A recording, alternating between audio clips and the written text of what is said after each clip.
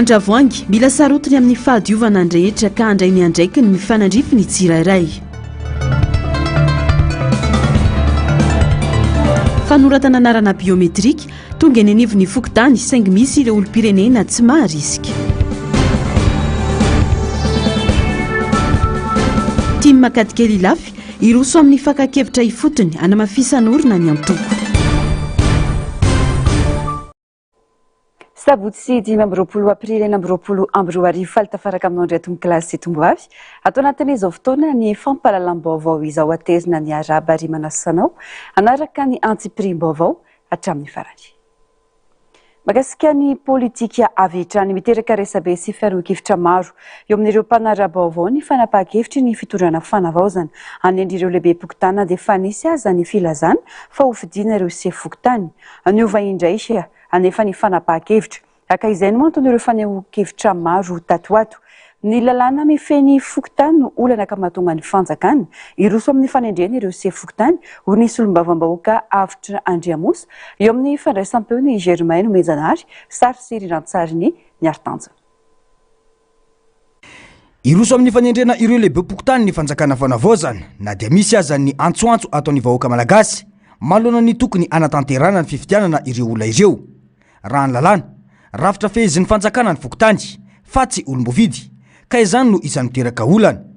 Miandry ny tena fanapahan-kevitry ny vahoaka malagasy no irosonana tsia amin'ny famerenana ny fokotany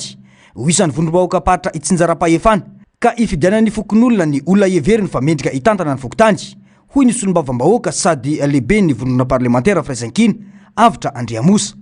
Mitaky olona matotra sy mendrika ny fokotany satria avy andry no tokony iangan'ny fampandrosoana hoy ny fanamafisana. Tsy hita hoe ampidirina anatin'ny collectivité sa asorina anatin'ny collectivité izy aloha dia tsy ao anatiny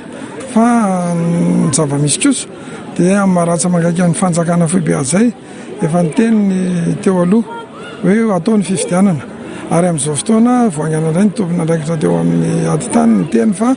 ho tendrena indray zay tsy afaka elana ny fanendrena ny fokotany sy ny lefiny. Le fametrahana ny sefokotany sy ny lefiny mantsy dia entsehatra amin'ny fifidianantsika ka mila olona matotra sy mahay mba hanetanana ny resaka lisam-pifidianana satria any ny tena tanjona mahakasika ny sefokotany mba tsy ohatra ny teo aloha intsony fa tena mahafeny asany amin'ny sefokotany azy misy neutralité administrative zay tokony ataony amin'ny andraikiny fa mety dia hoe ny tapahana amin'ny concertation dia ataontsika mba hampilamina le firenena. Mifandraika amin'izany ihany koa no mbola tsy andravana ireo mpanjakana misy amin'izao no mafisy ny avitra Andriamosa fa mbola tsy rava ny antenemeran-doholona fa tapitra ny fotoam-piasan'ireo olona. Ny hevitry ny vahoaka malagasy amin'ny alalan'ny fikonan-doam-pirenena no tokony anapaka na ho tohizana na tsy ireo androm-panjakana ka tsy maintsy iraketina ao anaty lalam-pandrena ny Repoblika fahadimy izany hoy ny fanazavana. Tsy misy kady politika fa fanajana ny hevi-bahoaka sy ny lalam-pandrenany izay mbola miasa amin'izao fotoana hoy ny fanamafisana. Ny vohitra nandritra ny fionan'ireo mpikatrokatsika i Madagasikara ao Avaradrano ireo vina sy paikady vaovao entin'ny antoko manoloana ny hoavy eo amin'ny sehatra politika eto amin'ny firenena. Avory lany no tetsy amin'ny fofikry ilafy ireo mpikatrokatima ireo ankoatra ny fifampiaravana no ny tanao vaovao dia fotoana ny fambizarana hevitra ny androany ho fanatsarana ny fiainan'ny antoko. Teny antoerana Germain Mejanary sy ny Artanjana. Iroso amin'ny fanavaozana rafitra ny antoko i Madagasikara. Isan'ny paikady lehibe amin'izany ny fakan-kevitra mianga eny fotony ho an'ireo tanora sy ny mpikatroka. Tanjona amin'izany ny anangonana sosikevitra sy hevitra maro samihafa, rafitra ofehi-kevitra, anatsarana sy anamafisana ny rafitry ny antoko-timy ao amin'ny komina Ankadikely ilafy. Amin'ity taona ity tsika dia ezaka navao satria anatin'ny rafitry ny antoko misy ny vehivavy timy dia ho avozintsika izay birao zay amin'ity taona ity ho avozina isany pokotany zany dia ezaky ny amelabelatra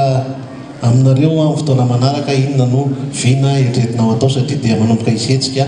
karakaraina izany vehivavy timy zany eto anivon'ny commune Ankadikely ilafy. Toy izay ihany koa ny jeune isy ny fakakevitra, isy ny fanatonana dia isy ny fandravonantsika izay hevitra mivoaka avy amintsika tsirairay avy dia iny no avadikintsika rehefa avy eo ataontsika karazana tetikasa isitrahanareo tanora eto anivon'ny commune atao anatin'ny antoko ihany koa finoa voalohalarana amin'izany. Izany rehetra izany noeterentsika ho atao amin'ity taona 2024 ty zany nefa tsy vitanay mpitarika rery a tsy vitanay amin'ny maha-président rery a tsika rehetra reo no miara-misalama fa rimbona afahantsika manatanteraka an'izany ny atoko a dia misokatra ho an'ny olona rehetrarehetra nytiako Madagasikara indrindra matsika eto amin'ny commune Katikely Lafy io moa dia mazava ny hery manentana dia ny hoe rehefa manaraka ny fitsipika isika na ao ny taloha na ny vohiditra zany a dia tsy azo atao ankilabao ary sika zay nefa ny antanana mba tsy sy ny fanilikiliana sy ny fanavakavahana fa rehefa mitovy lalatsenantsika mitovy ny tanjona ho atsika dia ny ampandrosoana Katikely ampandrosoana fokotany tsirairay avy mandrafitra azy indrindra ampiroborobo sy atsapitsanga menaka ny tokotiako Madagasikara dia zay ny zava-dehibe amintsika rehetra. Miomana amin'ireo dingana rehetra ho avy eto Madagasikara ny antoko tim hoy ny solombavambahoaka voafito amin'ny anaran'ny tima ao Avaradrano no tsindriny manokana ny mazava-dehibe ny fikoanandom-pirenena izay everina ho sehatra iray ahafandrehetra mandray anjara amin'ny fanapahan-kevitra lehibe ho an'ny firenena. Fa anao ny fifidianantsika ny volana septambra 7 ka inona no tsy andraisantsika anjara amin'izany satria arahan'ny politika ankapobeny fanjakana dia efa voafaritra fa andeha ny concertation aorianan'izay ny lalam-pifidianana aorianan'izay ny constitution ny 5e république satria hiditra amin'ny andihan'ny fahadimitsika ary farany dia ny fifidianana filoham-pirenena amin'ny mantoko vaventy atsika eto amin'ny tany tsy ny firenena tompoko dia manantana atsika rehetra etony andray anjara amin'ny concertation nationale na ety amin'ny commune na eny amin'ny district satria manana didy sy andraikitra amin'izany isika ka ifampizarana amintsika rehetra manatrika etona ny andraisana anjara na lahy na vavy na antitra na tanora satria io concertation io no mamaritra ny lalàna mife ny hoentsika amin'io fifidianana sy ny zavatra rehetra atao io. Ankoatra izay napetraka ny solombavambahoaka ny tokony anovana ny lokon'ny bureau-ny commune izay mbola loko politika tamin'ny fitondrana teo aloha. Misy camion vaovao mandehandeha any misy ohatra commune Katikely Lafy misy 4x4 fotsifotsy mandehandeha any commune Katikely Lafy ka eto Andriamatoabe ny tanàna dia raha manokana ny ezaka ataonao sy ny ekipa miaraka saminao amin'ny fampandrosoana ny tanàna satria ireny zavatra ireny no hita maso eny dia tamberina andraikitra ho atsika vahoaka ary fampahafantarana fa volam-bahoaka volam-panjakana no tantanina Andriamatoabe ny tanàna ka nahavitana ireny ka dia maromaronto izany voatsiherakory na hita tamin'ny Facebook hoe manamboatra lalana ny ambom-panja manamboatra lalana atao tsy nananato mandeha ny asa sosialy ny fanafanganana ny lalam-panjakana izany Andriamatoabe ny tanàna ny asa tena takeny ny vahoaka ilainy ny vahoaka ihany koa ka dia mampirisika izay fa ny afatra mba ho tenenay dia hoe raha mety aminareo mpanolotsaina ny tanàna sy anareo mpanatanteraka mba lokoy amin'izay le loko orange zao fa raha nahiranana ny tenena sanatria itsikerakory isika fa kosa anisany andovana endrika sy andovana fomba fisainana ary andovana fomba fijery rehefa miova ny loko miova tsy loko intsony na ny olona raha ho tonga daholo satria efa leo an'ny loko ny olona angatahana be ny tanàna. Mikendry fanavozana lalina sy fandraisana anjara avy any fotony antoko tima ao amin'ny Katikely Lafy ho fanomanana ny hoavin'ny firenena sy ny fanamafisana ny firaisankina eo amin'ireo mpikatroka raha ny fanazavana. Mahakasika ny fiainam-pirenena tsy mazavatra eto ny lalana izorana amin'ny fanavaozana na fanovana ny lalam-panorenana ao anatin'ny fikoanandoham-pirenena na fanavaozana tsotra sa fandrafetana lalam-panorenana vaovao tanteraka ho ny filohan'ny antoko natiora. Miankina betsaka amin'ny fandraisana anjara ny rehetra sy ny fahavononana ametraka tombontsoa iombonana ho ambonin'ny zavatra rehetra mantsy no fahombiazan'ny fikoanandoham-pirenena. Narcisse Karazafy, mbola avatsara. Tokony ho sehatra ametrahana vina sy lalàna mazava hitondrana ny Madagasikara mivoaka ao anatin'izao krizy izao ary tsy verimberenan'ny krizy ny fikoanandoham-pirenena ireo mpisehatra politika no tokony hitantana sy hamany olana eto amin'ny firenena fa tsy ny sehatra ara-panahy ho ny fanehoan-kevitry ny filohany antoko natiora ka izay no mety mahatonga ny FFKM tsy ho isan'ireo nandray anjara mivantana tamin'ireo fikoanandohana tokana ho an'ireo sehatra maro izay efa vita hatreto azahoana mametraka mazava ny vina ho an'ny firenena indrindra amin'ny famaritana ny dinam-panorenana ny rafitra ifeny Repoblika vaovao atsangana aoriana kely eo ny fikoanandoham-pirenena. dia tsy nekeniny ny ankolafy rehetra ny FFKM ny tantana an'le fikaonandoha-pirenena satria zay le naveriko teo le hoe politika ho any hitantanana amin'ny firenena fa ny FFKM ne resaka ara-pana no ataony ka noho izany fantatsy ny FFKM zay fa tsy ekeny rehetra izy ary tsy toteny amin'ny ankolafy kely rehetra de zay no mahatonga ary zareo trapan'zay zay mahatonga ary zareo tsy ho tonga amin'ireo le fikaonandoha-pirenena tao na nataony navoananao ny voaingana moa zao ny tanora. Anisan'ny olana lehibe hodiniana ao anatin'ny fikaonandoha ny hoavin'ireo androm-panjakana misahana ny fifidianana toy ny voamera maleo tena misahana ny fifidianana sy ny fitsarana avo momba ny lalam-pandrenana raha mbola ilainy ireo rafitra ireo dia mila faritana ny ho fanavaozana azy mba azahoana antoka fa hiasa ao anaty faleovantena sy mangarahara. Tsy ho ela ntsony le izy satria efa tokony atao aingana satria ny fikaonandoha-pirenena io ny ahafahana mamaritra hoe inona ny itondrana ny firenena fa tsy janony eto tsika na mbola hiandry amin'ny heritaona fa io no ahafahana mamoaka ny lalam-panorenana na ny dina-panorenana satria miantony anaovako hoe dina-panorenana ny dina zany amin'ny malagasy dia tena manana landrany be kokoa no ny lalam-panorenana satria ao no atao hoe mbola asina ve ny ACC mbola asina ve ny CENI mbola CENI ve ny karakarany izy sa ny ministre ny atitany ministera ny atitany sa izy no hitantana anazy manahoana ny lalam-panorenana ary fifidianana lalam-panorenana koa no atao fa tsy fanavaozana lalam-panorenana raha fanavaozana lalam-panorenana mako dia mitovy amin'le référendum constitutionnel fa ity tena élection constitutionnelle no tokony atao. Manoloana izany rehetra izany dia tsy tokony hazakazahana aloha ny fifidianana hoy ny antoko natiora ilaina aloha ny fametrahana fototra matanjaka sy rafitra mazava mba azahoana antoka fahadio angarahary ary akeny rehetra ny fifidianana ho atao raha ny fantatra moa dia aroso amin'ny volana May ho avy io ny fanombohan'ny fikaonandoham-pirenena raha toka ny volana Jolay no namaritana izany tany am-piandohana hoy ny ministra misahana ny fanavaozana ny alarobia teo manana teti-bola ao amin'izany ny fanjakana kanefa mbola iaraha midinika amin'ireo mpiara-miombonandoko izany raha ny fanazavana. Zo fototra ny faneho-kevitra sy fitakiana saingy mila tao ampandinihana lalina mba tsy tondra loza ho an'ny firenena ho ny filohany antoko Afima Serge Imbe Jovial isan'ny zava-doza hiteraka olana ho an'ny fiainam-bahoaka ny fitakiana fandravana ny fahefana mpanao lalàna izay takiana ireo tanora AGNJ hiatrany ity mpanao politika ity etsy ankilany. Isan'ny olona ny fitondrana eto amintsika hatramin'izay ny fisian'ireo mpitady rakena politika ka manoro voana ireo mpitondra ho ny faneho-kevitra. Germaine Mejanary ny ary-tanjona no mitatitra amintsika ny antsipirim-baovao. Diso ny fitakiana fandravana anteny mera-pirenena hoy Serge Imbe Jovial efa nisy teto amin'ny firenena izany ny taona 2024 ary ny arahany malagasy rehetra nahita ny vokany ny ala ny mpamatsy vola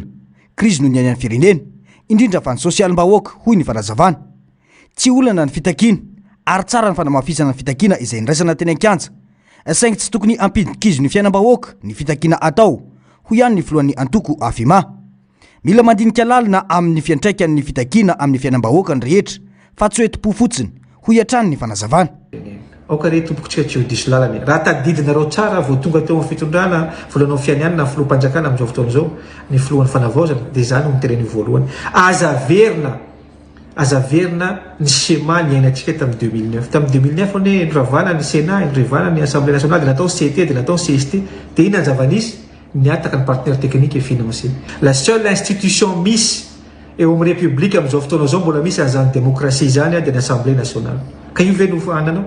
ka io ve no foananao ka io ve ny angatahana io nandalambe io foano io tsy mifanarana sy ny karazany ny rafitra fanovana rafitra no nangatahana teny ny fanovana rafitra zany dia miainga amin'ny concertation nationale satria io ile iengatsika faharoa manaraka an'izay rahavana ny Assemblée nationale dia anao fifidianana amin'ny rafitra zay efa tsy tianao indray dia eto indray tsika ifampitsikera sy ny karazany zany zavatra zany mila dinihana tsara ary mila alalinina tsara hoe inona ny antony idinako eny an-dalambe. Isan'ny olan'ireo mpitondra ny fandimby ireo mpanolo-tsaina izay mikady sy tombotsoany manokana na ny antokony aviny fa tsy atolo-tsaina ho an'ny tombontsom-bahoaka tsy tokony angina ihany koa anefa ny tompona andraikitra fa mila samy milaza ny marina mba isaina ny vahoaka malagasy indrindra fa amin'izao fotoana izao hoy hatrany ity mpanao politika ity. Anjaran'ny tompona andraikitra amin'izao manazava an'izany zavatra rehetra zany mba anazava ny saim-bahoaka mba tsy hiditra le saim-bahoaka satria saim-bahoaka le am'zao fotoana zao de hoe tianao dictature reto tianao an'zao tiampiroro reto tianao an'zao reto mba azavaina zany zavatra rehetrarehetra zany anjaran'ny tompona ndraikitra manazava hoe inona ny antony nampanantsona azy misy zavatra ihina aveo sa misy fanazavana tiana hoentina tamin'izany fotoana zany mifetra vetsika hoe ny filolo fanavaozana ny teny tonga de nyteny tany amin'ny brigade criminel hoe convoqué nareo iny olo iny adiodio fa le pisolelaka ty ambadika ty hoe iny ty sao de déstabiliser anay ty alors rangaha ty mba mparahonina kely tsy mino mihitsy betsaka ne zany fonction zany filom-panjakany zany betsaka zany de manana eritreritra ve nareo hoe zany filom-panjakana zany de anana fotoana anaovana an'izany anana fotoana hoe ry anarahana an'izao tsoivry anao an'izao tsy mino an'izany fa le ina olona ajantsika gasy azy le mpitaty raha kena ato ambadika ato zay foana ny problème sy ny karazana de ny zavatra raha za zao tamin'ny toeran'ny filom-panjakana tsy maintsy eny hoe nisy zavatra ohatry zao na ny tany mpiara-miasa amiko fa ino zany ina ny antony anatsoana azy ina ny zavatra ohatry zao mba hahafantarako satria tsy maintsy izy foana ny arany rihatra hoe nanome ataontsika miteny zao de misy mieritreritra mihitsy any izy nanome baiko nanao an'izao izy nanome baiko nanao an'izao tsy maintsy izy foana ny arany rihatra zava-dehibe ny fahavonina ny fanjakana anatanteraka ny fikonan-doam-pirenena ho ihany ity mpanao politika ka mila miomana amin'izany ny malagasy rehetra mba tena isy hevitra ifanakalozana ka hitondra vahaolana anarenana ny tsy mety eto amin'ny firenena adidin'ny fitondrana kosa no mandravona ny tena hevi-bahoaka mba tsy ampisolana eto amin'ny firenena intsony fa efa manomboka ny fanoratana anarana biometrika amin'ny ankamaroan'ireo fokotany sy ireo komina sasany eto amin'ny firenena ho an'ny fokotany Anjanahary 2N ohatra nanomboka ny 20 aprily teo ny fanoratana anarana raha toka talohan'izay tao amin'ny komina Ambohitrolo-Mahitsy misy ireo olom-pirenena mavitrika misoratra anarana ao koa anefa ireo misalasala noho ny tsy fahazony ny fizotra ity fanoratana anarana biometrika ity hoy ny fanazavana Narcisse Karazafy mbola afa-tsara. Nanomboka tamin'ny alatsinainy 20 aprily teo ny fisoratana anarana biometrika eto anivon'ny fokotany Anjanahary 2N boriboritany fahadimy nisy ny fanentanana natao miloha ary voalamina araka ny sektora ny fandraisana ireo mponina tonga ny soratra anarana mba hisorohana ny fitohanan'ny olona sy hanatsarana ny fandaminana raha ny fanazavana avy amin'ny ministeran'ny atany ny fitaovana sy ny olona manatanteraka ny asa manampy azy ireo kosa ny ekipa sasany eo anivon'ny fokotany izay efa nahazo fiofanana manokana misy ireo mazoto manatanteraka ny fisoratana anarana biometrika ao anatin'ny tetika asa izao tokana saingy ao koa ireo misalasala misy ireo olona manantena ny azo kara-panondro biometrika eo eo raha ny fanazavana ny fanentanana efa nisy foana fa ny olona moa zany betsaka fa araka mifandaharana dia zana le olona mba tsy lahatra be ny anjinjana an'izay fa misy chef-secteur manjinjana azy dia eo koa sécurité moa misy koa ny fokotany miaraka manao an'le izy amin'le izy dia mandama ny fandaminana ny fitaovana aloha tsy eto milamina tsara ny fitaovana dia nresaka rakolona an'izay ny ministera nefa nandefa olona fa nisy ihany propose izay nangatahany eto anivon'ny fokotany toy ny sécurité ohatraohatry. Manodidina ny 9,4 ny mponina eto amin'ny fokotany Anjanahary 2N ka ny 3 amin'ireo 90 taona no miakatra tanjona ny ahafahana manentana ireo sikajy taona ireo amin'ny fisoratana anarana biometrika mialohan'ny 3 Jona 2020 daty voafaritra hifarana ny fanoratana anarana amin'ity fokotany ity ho ihany ny fanamafisana. Ny fanjaisan'ny olona an'le izy aloha tsy eto misy marisika dia misy ihany mbola misalasala anazy ny olona za mieritreritra tonga dia mahazo kara-panondreno eo amin'le izy dia efa misy foana fanentanana tsy maintsy misy. Ny secteur misy manentana isaka secteur dia misy ihany koa ny mpiatan-drindrina sy ny afisy dia misy ihany koa ny olona izay avy misoratra eo dia iny ihany dia efa afaka manao publication any anaty tanàna. Tonga mavitrika ireo tanora satria tanjona ny ampanaram-penitra ny fahizina hoy Prinsia. Tsy lahatra satria hoe mila manao an'ilay izy dia amin'ny tanora ny tena moa izany dia hoe nanao an'ilay izy fifandraisana hoe mba hanara-penitra kokoa dia mba hangarahara amin'izay fifidianana fa tsisy tsony alabato. Amin'ny maolo-pirenena dia matsiaro tena ho manana didy amin'ny fanoratana anarana biometrika fa ny tenandrasana dia ny fanadiovana ny lisy-pifidianana mba tsy sy ny osika itsony amin'ny fanatanterahana ny fifidianana eto amin'ny firenena ho kosa hifaly. Na resy lahatra anah aloha izany dia hoe mba olo-pirenena tena aloha dia ny faharoa hoe manana didy izany amin'ny fandraisana anjara amin'ilay zatokana. Tonga hanao ny carte biométrique. Ny azy zany aloha ilay fifidianana hoe mba madio sy mangarahara. Anisany anankiray zany ny anaovana ny carte biométrique hoe tokana ianao tsy afaka atao doublon intsony zany amin'ny lista ny tena ianao manokana. Tsy ny fokotany eto andrenivohitra ihany no miroso amin'ny fisoratana anarana biometrika fa mipaka tsikelikely amin'ny commune ambanivohitra izany. Mazoto ireo olona ao amin'ny commune Ambohitrolo Mahitsy ahitana fokotany 20 ary 4 andro isaky ny fokotany ny fanoratana anarana raha ny fanazavana nomeny ben'ny tanàna ao an-toerana. Mandidina ny 7,000 ireo olona feno 12 taona no miakatra ary hatreto mandidina ny 700 ireo efa navita fisoratana anarana ho ihany ny fanamafisana. Ny lafin'ny teknika sy ny lafin'ny fitaovana moa dia satria ny fanjakana nanome ny fitaovana ary ny fanjakana koa dia nanofana an'ireo mpikirakira ny fitaovana. Nisy ny fampifanana ho an'ireo olona izay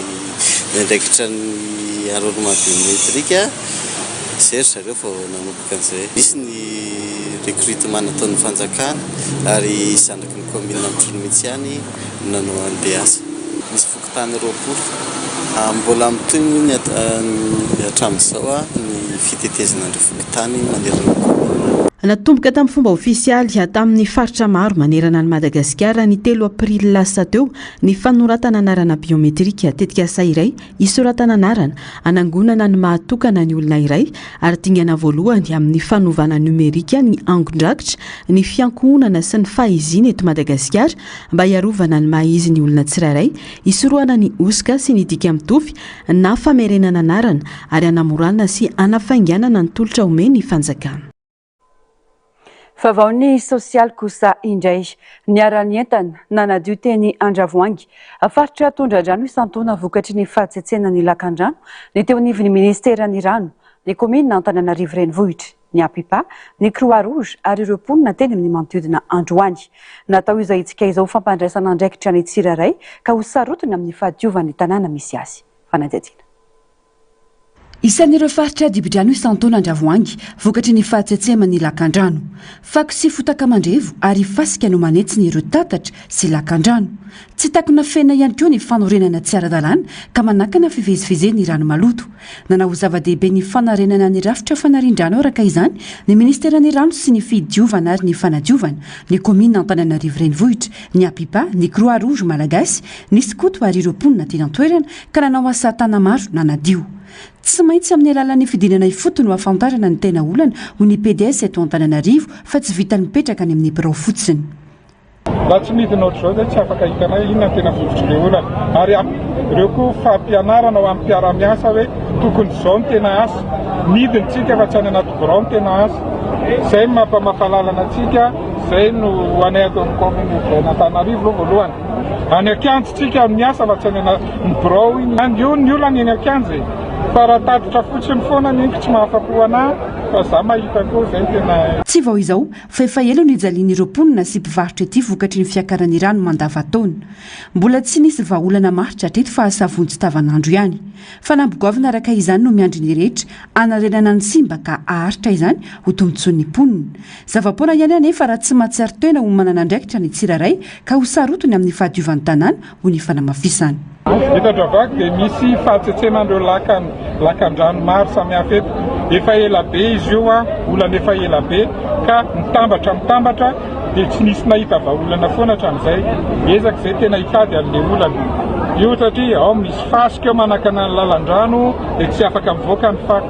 Ary ny fanalana fasika tsy moramora ao koa ilay buse ao ambany eo misy efa vaky dia lasa tsy voasolo tamin'ny fotoana tsisy entretien zany satria lasa vojitavanandro foana fotsiny ny asa natao hatramin'izay fa ezaka izay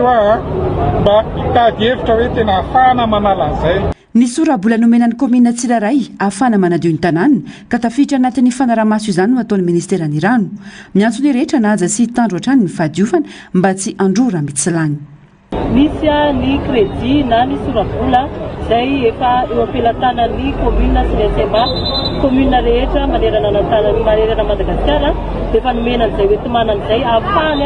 karakara manadio ny tanàna amin'ny ministerany rano fanadiovana sy fitiavana dia midiny aty atoerana izay miaraka amin'ny PDS amijera zay azay miresahako tamin'ny responsable ny SMA teo hoe manao suivi ny ministère amin'ny fotoana zay hoe tena mandeha araka tokony izy hoe fampiasana an'izay vola zay zay no ny voalohany dia faharoa manentana ihany koa ny mponina satria araka ny lazaiko foana hoe mahandora mitsy lantsika rehefa mandoto tsy hijanona eo ny hetsika amin'ny fanamafisana manana andraikitra ny rehetra hitandro hatrany ny fahadiovana ary anao vaindoha andrarany ny fanadiovana tsy havery momboka nezaka efa natomboka lafim-bavao hafa tanteraka kosa indray sehatra asa iray mifandraika mivantana amin'ny fahasalamam-bahoaka ny fahasalaman'ny biby indrindra ireo biby mpamokatra sakafo ho an'ny olombelona mifototra betsaka amin'ny fahasalaman'ny biby ny fahafahana mihinana ny vokatra azo avy aminy ilaina araka izany ny fanentanana ireo mpitsabo biby anara-maso akaiky ny fahasalaman'ny biby sy ny vokatra vokariny toy ny atody ny hena ny ronono sy ny maro hafa mba tsy hanimba ny fahasalamam-bahoaka mihinana azy hoy ny ministry ny fiompiana Narcisse Karazafy mbola afa-tsara mila mafisina ny fahaiza-manao an'ireo mpisehatra amin'ny fitsaboana biby ilaina ihany koa ny mampiroborobo sy manome fiofanana ireo mpitsabo biby manandanja ny sehatra ny fitsaboana biby indrindra amin'ny fampandrosoana maharitra tia napetraka eto amin'ny firenena mila entanina ny vahoaka mikasika ireo olana mifandraika amin'ny fahasalamam-bahoaka sy ny fiarovana ara-tsakafo mpitsabo biby piaro ny sakafo sy ny fahasalamana no loha hevitra nanamariana ny andro iraisam-pirenena ho an'ny mpitsabo biby amin'ity taona ity eto Madagasikara tanjona ny ampitombo ny fahafantarana ny lanjan'ny asa fitsaboana biby anamafy ny fiara-miasa eo amin'ny sehatra samihafa ary anatsarana ny rafitra iantohana ny fahasalamana sy ny sakafo azo antoka kendrena ihany koa ny anomezana antoka ny vahoaka malagasy fa ara-pahasalamana ny sakafo azo avy amin'ny biby ary tsy tokony hampia ihany fihinanana azy alimentaire. Les sécurités alimentaires, les sécurités, moi, j'aime français, sécurité fond. Femme en anglais, c'est food security, c'est food safety. Les food safety, c'est récent, c'est marne, oui. Ara-pahasalamana ny sakafo zay hoan'ny malagasy rehetrarehetra mihinana atody le olona tsy tokony hanana iaho hoe akarary azy le atody mihinana ronono izy na mihinana yaourt izy na mihinana fromage tsy tokony hanana iaho izy hoe akarary azy reny zavatra hoaniny reny raha manome vovon-dronono ny zanany izy reny ilay emporter reny tsy tokony hanana iaho izy hoe ankarary ny zanany reny zavatra reny asa vétérinaire daholo zay ao anatin'ilay izy amin'ny hoe fiarovana amin'ny fahasalaman'olombelona amin'ny alalan'ny asa vétérinaire eo ihany koa ny hoe fiarovana amin'ny hoe fifindran'ny aretina zay mety misy avy any amin'ny biby makany amin'ny olombelona na amin'ny alika zany na amin'ny saka zany na amin'ny biby hafa zay misy eo amin'ny fiarahamonina. Nisongadina nandritra ny lanonana natao androany ny fianianana nataon'ireo mpitsabo biby avao nahazo diplôma izay maneho ny fanoloran-tena ny anompon'ny firenena sy aro ny fahasalaman'ny biby ankoatra izay notokanana tamin'ny fomba ofisialy ihany koa ny klinika ho an'ny fitsaboana biby voalohany eto Madagasikara izay heverina ho dingana lehibe amin'ny fanavaozana sy ny fanamafisana ny fahaiza-manao eo amin'ity sehatra ity. Ny fampidinika ny jery izay rehetra mety sy ny fiara-miasa amin'ireo tompon'andraikitra samihafa atao amin'ny faritra Bongolava ny Masovony Chine raha nanao fitsidihana tany an-toerana. Fiara-miasa izay mikendriny sy ny fampandrosoana eny fotony amin'ny lafiny maro isan'izany ny volovary. Fanazavana entiny mpanao gazety MBS Tsirony Mandidy. Tonga teto Tsirony Mandidy ny Masovosy no miasa eto Madagasikara Andriamatoa Jinping sy ireo mpiara-miasa aminy ny zoma 4 Aprily 2024. Nandritra ny fitsidihana nataon'izy ireo andreo tompon'andraiky mpanjakana ambony teto an-toerana no ny fampidiniana ny momba andreo teboka maromaro ny sy ny fiara-miasa ho amin'ny asa fampandrosoana ny faritra Bongolava toy ny hoe ny sehatra fambolena indrindra ny volovary safiotra ny fiompiana indrindra ny fiompiana ondry amanoso no resana ihany koa ny mikasika ny lalana ny fandriampahalemana ary ny setra fampiofanana sy ny fifanakalozana traikefa zay niarahana tamin'ny ambasady amin'ny République ny Chine zay niarahana natao tao amin'ny Grand-Faritra fifandiniana izy io mikasika ny fomba anampiana ny faritra amin'ny fampandrosoana alalan'ny fambolena sy fiompiana tsy fambolena ihany tsy ity zavatra natao androany ity ihany fa ao ihany koa ny fiompiana dia manana eritreritra ihany koa zareo satria afaka manao infrastructure zareo amin'ny fanamboarana ny lalana ato anatiny ny fisokafan'ny lalana dia anisany na antony anankiray ihany koa ahafahana mampandeha ilay fampandrosoana mba hivoan'ilay vokatra avy any ambanivohitra dia efa nisy moa izany fampiresana teo dia efa mifampidinika teo dia nanaiky izy ireo ary miandry sika miandry ny fandaminana manaraka vary hybride mazaka haitany ary azahoana vokatra tokoa indrindra ho an'ny tatsaha ity karazam-bary ity hoy ny fanazavan'ny directeur de projet IANS eto Madagasikara Andriamatoa Randriatsizavy Fanilo. Ianaran'izy ity ry ataontsika raha miteny vahiny dia ry hybride pluvial fa variétéany UNS 7 izy io any vary safiotra antalety dia tanjona aminay izy io moa satria ty amintsika Madagasikara zao nytovany toetrandro tena fa mafy dia mafy miaratsy tsy fisiny rano tsy fisiny orana dia izay no natonga anay nanao an'io namokatra an'io masombolo io hoe mba zaka ny toetany rehetra manerana Madagasikara andrana moa tia nataonay ity ka fa nahitana voka-tsoa dia tianay toetra taorinan'izay dia nidina ifotony ny rehetra ireo vahiny sy ireo tompona ndraiky mpanjakana ambony teto an-toerana hidina teny amin'ny fokotany Ambalanjanakomby commune rurale Tsirony Mandidy Fiaonana toerana nanaovana ny lanonana Satabary fisantarana ny fijinjana ny vary safiotra Antanety izay natao anjana no santarina velarantany 420 hektara eo amin'ny fiaraha-miasa ny orinasa sinoa IANS tantanan'Andriamatoa Jangli June sy ny communauté royale tarihin'ny princesse Ratsimamanga Fensoa. Raha antsika mahalala fa ny sakafo dia tena ilain'ny malagasy indrindra fa ny vary. Dia izay ny fiaraha-miasa ny communauté royale sy orinasa société IANS fambolena vary. Raharano ny andro dia nijinjy izahay na vokatra ary dia nanao ny fomba rehetrarehetra mahamalagasy ny fomban-drazana natao nofokena mitampihavanana tao anatin'izany ihany koa natao koa ny fomba rehetra toy ny tatao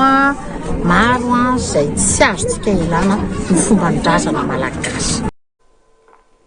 Vavao ny trangam-piarahamonina matsiaro iarany Tsindrazolena no ny fomba fiasan'ny lehiben'ny brigadiny gendarmerie ao an-toerana ireo mponina amin'ny fokotany Ambodimanga Atsimo distrika ny fanadina faritra Vatovavy anisy ny fanambarana nataon'ireo mponina notaren'ireo ray aman-dreny sy ny ampanjaka ao an-toerana fitakiana anesorana sy an'olona ny CB ao amin'ity komina ity. Germaine Mezanahary niartanjony.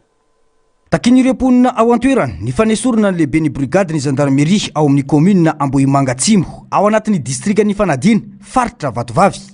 Tsy azo leferina hoy izy ireo ny famoretana sy ny tsy fanajana izay manimba ny asina maolona hoy ny fanambarana. Antony dimy lehibe no mahatonga ny fitakiana raha ny fanazavana ka isan'izany ny fomba fiasa mitanila izay miteraka korontana ho an'ny fiarahamonina ao amin'ity commune ity raha ny fanazavana hatrany. Sy manaza olona velively ka nasokazin'olona toy inona na manao ahoana no mba mifampiresaka aminy dia sy maintsy vokisan'ny teny rasy variraraka ary sapa fa manambany anay foko Antagnala izany. Faharoa, mampisavoritaka sy mampiady ny fiarahamonina aty aminay noho ny fomba fiasa feno vitany lana. Fahatelo, miandany manokana aminareo mpanao politika dia ny ireo TGV sy ny fongony eto an-toerana hianika lasa ataon'izy ireo ho fitaovana fampiorohorona sy famotena ary fampigadrana anay vahoaka izay sy manohana azy ireo, indrindra fa ny olombo afidy vahoaka maro anisa aty fotony. Faefatra, misabaka tanteraka amin'ireo anjara asan'ireo vondrom-bahoaka isanjaram-pahefana aty fotony toy ny fokotany sy ny commune hany ka zara fa misy ireo fasy afaka manao ny asa fampandrosoana. Fahadimy, manao izay fomba ankolaka rehetra mba hitangosana vola aman'olona toy ny manome vola olona hividianana harenan-kibon-tany, avy eo dia pereny ilay olona hamerina ny volany izay ny kompampana ary anaparany ny fahefany aminay. Ananany namitaka ireo quartier mobile amanjatony maro ao anatin'ny commune N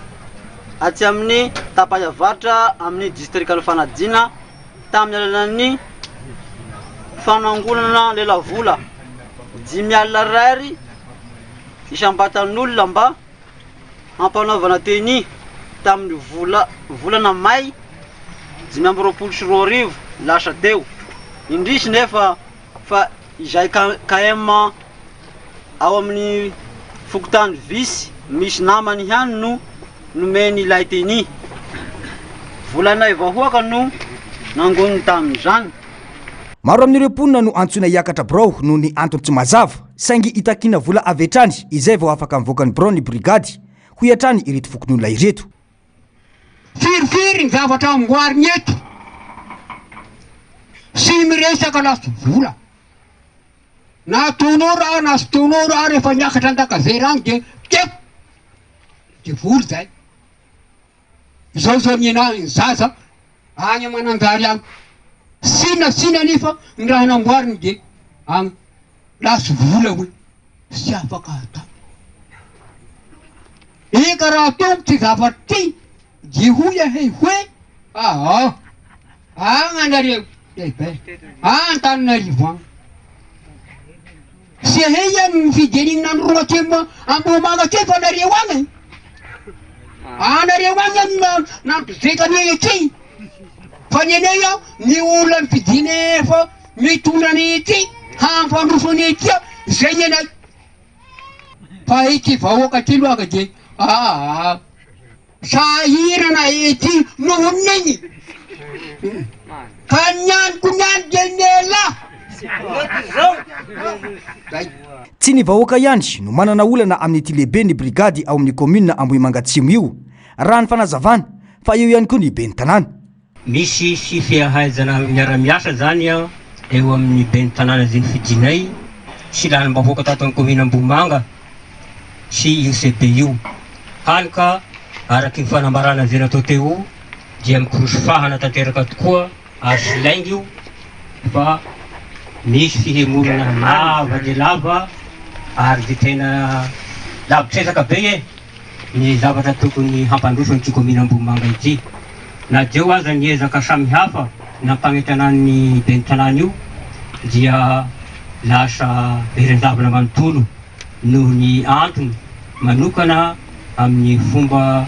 fiaraha-miasa sy diara-dalàna loatra mahakasika ny ben'ny tanàna zay lanim-bahoaka teto Ambohimanga sy ny CB zay voakendry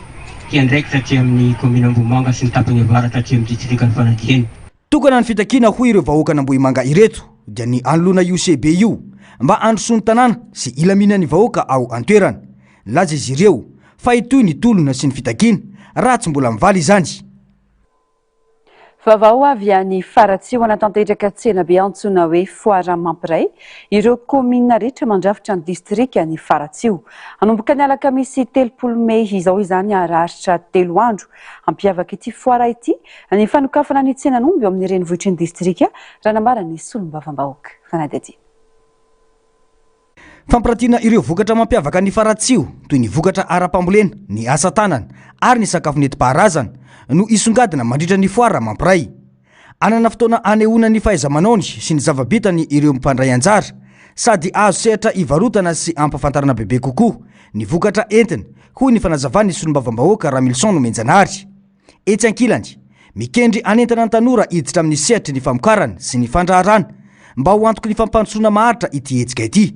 Isy ihany koa ny fampiofanana ireo tantsaha amin'ny sehatry ny fiompiana sy ny fambolena mandritra io fotoana io raha ny fanamafisana. Dia ao anatin'ny fotoana anankiray zany io ampionana andreo ataontsika hoe orinasa reo ataontsika hoe reo mpivarotra sy mividy aty an-tanàna andeha andrenivohitra reo orinasa lehibe mila vokatra na tsy voatery hoe afaka mandeha hivarotra ianao fa mety hampiofana koa ianao hitondra ny vokatra zay mety ahafantarany olona anao zay produit anananao dia afaka tonga any aminanao satria tena anankiray io ngeza be miavaka io na io any amin'ny makasika mety zavatra mety maro samihafa makasika ny tantsaha na io na kambolena na fiompiana na mety fahasalamana na amin'ny zavatra maro samihafa dia tonga avy. Ny tsenanomby io ny commune Faratsiho anisan'ireo commune eo andrenivohitra io anisan'ny commune tsy manana tsenanomby nefa tena manana an'izany ataontsika hoe arena be dia be zany makasika ny omby dia zay no anisany nanokafana an'ilay tsenanomby amin'izao fotoana izao hoe fotoana anankiray io ahafahana ihany koa tena mitondra an'ireo vokatra fiompiana zany any anivon'ireo commune sasany zay ataontsika hoe satria misy patron omby misy olona avy aty andrenivohitra reo ataontsika hoe grossiste na reo ataontsika hoe mpitady omby amin'ny resaka rasy hitady an'izany rasy na omby avy any amin'ny district Faratsiho zany dia misy eo Faratsiho ahosokafana amin'io fotoana io ny asabotsy romemo mazava ho azy na reo ataontsika hoe kilalao anankizy na reo ataontsika hoe misy fampiofanana ho an'ny tantsaha koa ao anatin'izy misy zay zany tena mampiavaka an'izy ity hoe ao anatin'ity fihetsika ity dia misy ingénieur any anivon'ireny orinasa lehibe reny ifampiresaka amin'ny tantsaha amina resaka raisiko ohatra hoe resaka fiompiana kisoa inona ny olana inona ny zavatra mety mahasakana tsy mahafantatrarana ny hoe ny fiompiana kisoa dia tokony ho fampidiram-bola ho an'ny tantsaha fa tsy boatin-drakitra io dia zany rehetra zany ho resahanao ahoana ny resaka voly avitra inona aby ny voly avitra inona ny teknika tokony hafahantsika satria tsy onona amina fambolena anankiray fotsiny ny tantsaha fa andeha hijery zay zavatra rehetra tokony hoe ahafahana loha ranom-bola ahafahana midy-bola ho anatin'izany ataontsika tontolo ny fotony zany. Ankoatra ny lafiny ara-toekarena dia anana lanja lehibe ihany koa ny lafiny ara-kolotsaina sy ara-piarahamonina. Isy ny hetsika fialamboly isan-karazany toy ny hira sy ny dihy ary fifaninanana izay anamafy ny firaisan-kinan'ny mponina sy ampisongadina ny maizy azy ny faritra raha ny fanazavana hatrany. Farany amin'ny vaovaon'ny kolotsaina mandalo eto an-tanindrazana ny mpanakanto malagasy monina any ivelany Baba Ilogo amin'izao fotoana mampafantatra ny gadona afro groove polyphonique atanjona ny ampahafantarana ny Madagasikara amin'ny alalan'ny zavakanto voiziny ho ny fanazavana eo amin'ny fandraisam-peo ny Narcisse Karaza firindran-tsary ny mbola avatsara. Gadona iray mampifangaro ny mozika afrikana sy ny gadona gasigasy mitondra aingam-pana hafa ny afro groove polyphonique mifangaro amin'ny feokira tamin'ny taona 70 io no gadona voizin'ny Baba Ilogo atarika ny forona tany la Frantsa tamin'ny taona 2014 manana fifandraisana akaiky amin'ny Madagasikara amin'ny alalan'ny teny sy ny mozika malagasy sy ny filozofia ara-javakanto izay mampifangaro ny lova sy ny fahafahana mamorona teratany vahiny sy malagasy no mandrafitra ny tarika ary tonga eto Madagasikara izy ireo amin'izao fotoan'izao izarany kanto ho an'ireo mpankafy tanjon'ny tarika ny tondra avo ny kanto malagasy eo amin'ny sehatra iray sampirenena. Antsoina azy hoe afro groove polyphonique satria izay le fampiaraham-peo zany hoe le polyphonie le fampiaraham-peo iny tena zavatra endrika ifatohana mihitsy zany eo amin'ny lafin'ny mozika